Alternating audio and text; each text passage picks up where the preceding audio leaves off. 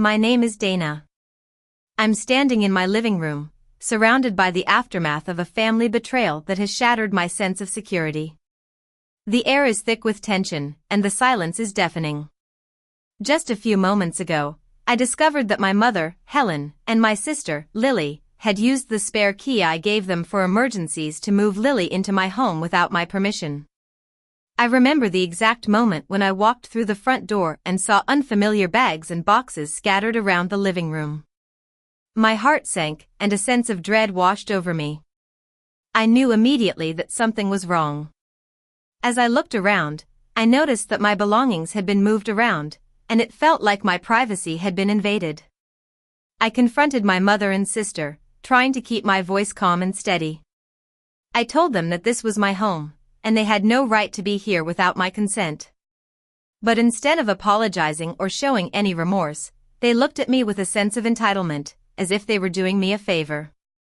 My mother, Helen, is a controlling and manipulative woman.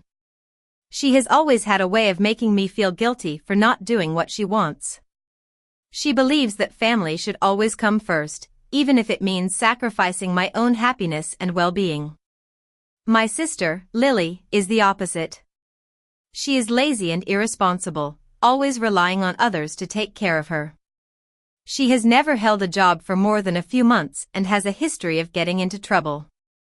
I grew up in a dysfunctional family. My father left when I was young, and my mother raised me and my sister on her own. She was always overprotective and controlling, and she never allowed me to make my own decisions. I learned early on that I had to be independent and self-reliant if I wanted to survive. After years of hard work and sacrifice, I was finally able to buy my own home.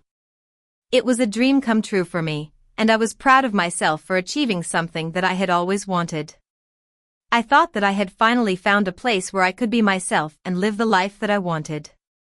But my mother and sister had other plans. They saw my home as an opportunity to take advantage of me and use me for their own gain. They didn't care about my feelings or my rights. They only cared about what they wanted. I tried to reason with them, but they wouldn't listen. They were determined to stay, and they refused to leave. I felt like I was being held hostage in my own home, and I didn't know what to do. That's when I decided to call the police. It was a difficult decision to make, but I knew that I had to do something to protect myself. I couldn't let them continue to violate my boundaries and take advantage of me. The police arrived quickly, and they were very professional and understanding. They listened to my story and took the necessary steps to remove my mother and sister from my home. It was a relief to finally have some peace and quiet, but I knew that the battle was far from over. 2 days later, I woke up to the sound of someone trying to break into my home. I looked out the window and saw my mother standing outside with a locksmith. She was trying to force her way into my home, even though I had already told her to stay away. I didn't hesitate. I called the police again and told them what was happening. This time, they were even more aggressive, and they arrested my mother and the locksmith. It was a turning point in the situation, and I finally felt like I had some control over my life. Over the next few weeks, I worked with my lawyer, Mr. Johnson, to protect my home and my rights. We filed a restraining order against my mother and sister, and we took steps to ensure that they could never enter my home again. It was a long and difficult process, but I was determined to see it through.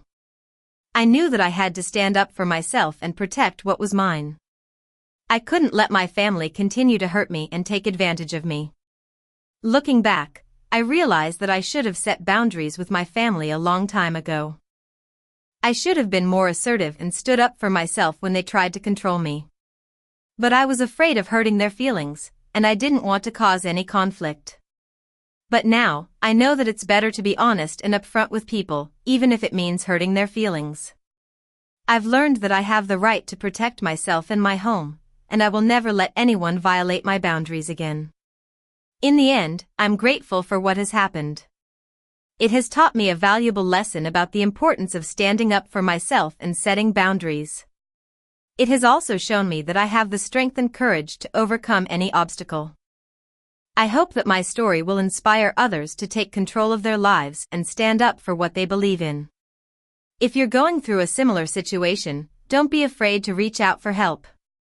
There are people who care about you and want to support you. You don't have to go through it alone.